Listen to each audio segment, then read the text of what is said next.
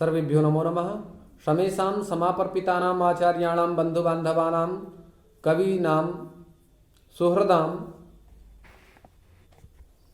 सिद्ध सरस्वती का नाम शमेषां काव्यामृतमित्यस्मिन् आमुखपटले हार्दं स्वागतम् अभिनन्दनम् अभिवादनं च वर्तते।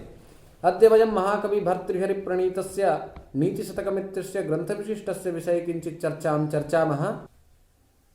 आज हम लोग महाकवि भर्तृहरि प्रणीत नीति शतकम की 37वें श्लोक के बारे में चर्चा करेंगे। प्रस्तुत इस श्लोक में महाकवि भर्तृहरि जी कहते हैं कि जो जड़ प्रकृति युक्त पदार्थ होता है, जड़ प्रकृति वाला पदार्थ होता है, वह भी अपमान का सहन नहीं करता है, तो परम तेजस्वी का अंशज या वंशज अपमान को कैसे सह सकता है। अर्थात सचेतन जो पुरुष होता है, ऐसा चेतना युक्त जो व्यक्ति है, वह दूसरे के द्वारा किए गए अपमान को कैसे सहन कर सकता है। इस भाव का निरूपण करते हुए कहते हैं, यत् चेतनोऽपि पादैः स्पृष्टः प्रज्वलति सवितुर्निकान्तः तत्तेजस्वी पुरुषः परकृत निकृतिं कथं सहते। इस श्लोक में आर्या छंद है।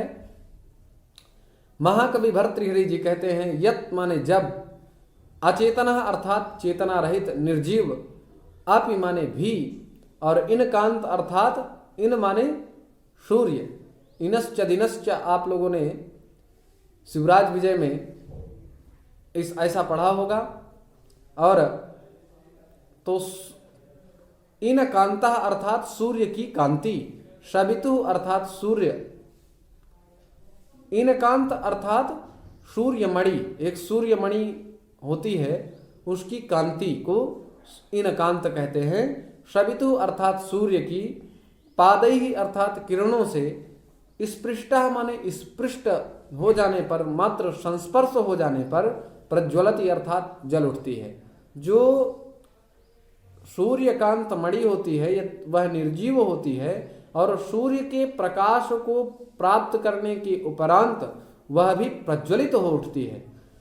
तो तत्तेजस्वी पुरुषः, ऐसे तेजस्वियों के हम लोग वंशज हैं, ऐसे तेजस्वियों के हम लोग अंशज हैं। तो परकृत निकृतिम, दूसरे के द्वारा किया गया निकृतिम अर्थात अपकार या अपमान या तिरस्कार, तो कथम सहते, तो हम लोग जिस ऋषि महर्षियों की संतति हैं, ऐसे ऋषि महर्षियों की संतति होने के बावजूद यदि कोई व्यक्ति हमें तिरस्कृत करता है, तिरस्कार करता है या अपमान करता है, तो दूसरे के द्वारा परकृत निकृति को हम कैसे सहन कर सकते हैं। इस भाव का निरूपण किया गया है, क्योंकि हम लोग सचेतन व्यक्ति हैं, सचेतन पुरुष हैं, चेतना युक्त लोग हैं। इसलिए चेतना संप्राप्त चेतना वाले जो पुरुष हैं, वो दूसरे के द्वारा किए गए निकृति अर्थात तिरस्कार को कभी भी सहन नहीं करते हैं। इस भाव का निरूपण इस श्लोक में किया गया है। आइए पद विश्लेषण के बारे में चर्चा करते हैं। यत्, यह प्रातिपदिक है, यत् शब्द से ही, यद शब्द से ही यह सर्वनाम, ये सर्वनाम शब्द है। और अचेतन अर्थात चेतना रहित। इणकांत, इणकांत इण गतौ धातु से नक प्रत्यय होता है, तो इन पद निष्पन्न होता है। और कांत यहाँ पर कनी दीप्तौ धातु से अक्ता प्रत्यय होता है, तो कांत यह पद निष्पन्न होता है। सवितु सूई प्राणी प्रसवे धातु से तृण प्रत्यय होता है, या त्रिच प्रत्यय करने पर सवित्री यह प्रातिपदिक निष्पन्न होता है।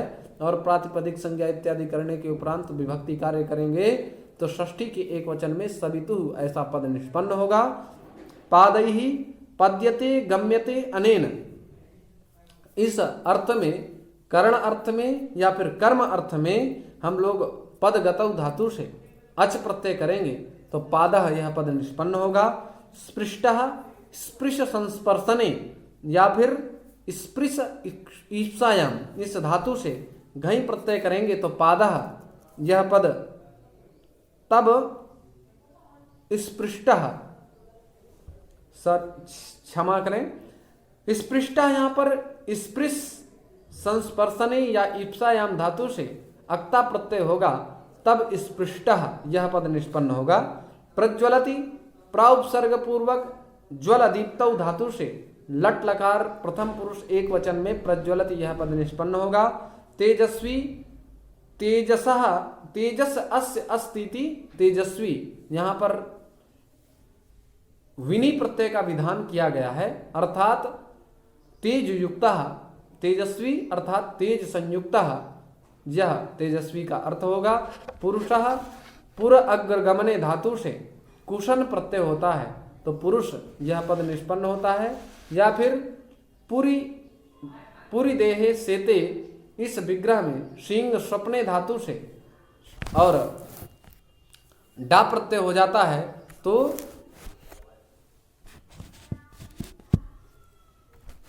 पुरुषः यह पद निष्पन्न होता है। परकृत निकृतिम परेण कृतम परकृतम निकृतिम अपमानम, तो निउपसर्ग पूर्वक डुक्रिंग करने धातु से अक्तिन प्रत्यय होता है तो निकृतिम यह पद निष्पन्न होता है। इस प्रकार से हम लोगों ने विविध प्रकार के पदों के विश्लेषण के बारे में जाना। अगर किसी भी व्यक्ति को कहीं पर कोई संदेह होता है तो आप लोग कमेंट के माध्यम से पूछ सकते हैं, अपनी जिज्ञासा का उपशमन या फिर जिज्ञासा की शांति कर सकते हैं। इसी भाव के साथ